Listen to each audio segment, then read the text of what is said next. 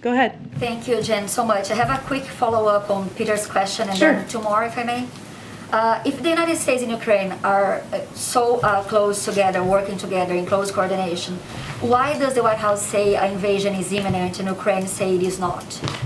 Well, I think I just said that our assessment is the same as it was last week, which is that we're watching, obviously, tens of thousands of troops build up at the border. We can't get in the mind of President Putin, but obviously an invasion could happen at any time. But we have not made a prediction of that. The president has not made a prediction of the timing.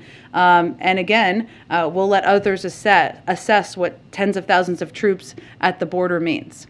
And yesterday, Ukraine and Russia sat down for the first time in a long time, along with France and Germany, without the United States, and they agreed to keep the ceasefire in eastern Ukraine and talk again in 2 weeks. Mm-hmm. Does the White House believe they can bring peace without the United States being involved in the talks?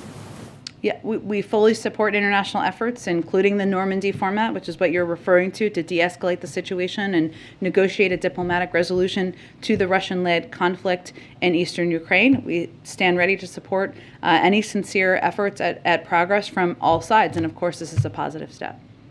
One more, Jen. Besides the crisis in Ukraine, this week alone, ISIS launched the biggest attack in Syria in years, beheaded a police officer in Iraq.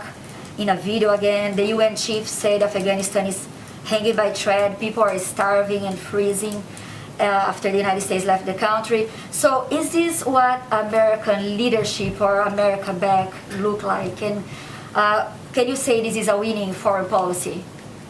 There was a lot racked up in that question. What is your question exactly? I'm asking, we see things happening with ISIS that we haven't seen in years, launching big attack in Syria, in Iraq. We see people in Afghanistan hungry, starving, freezing. In the United States, I'm asking, yesterday you were asking the question, what happened the last year, after 1 year president in office, in foreign policy, and you say America is back. So my question is, just yesterday we saw so much happening in the world. Is this what American back means? Well, ISIS has been a terrorist organization for many years through the course before President Biden took office. They've been terrorizing people for many years. That is not new as of the last year.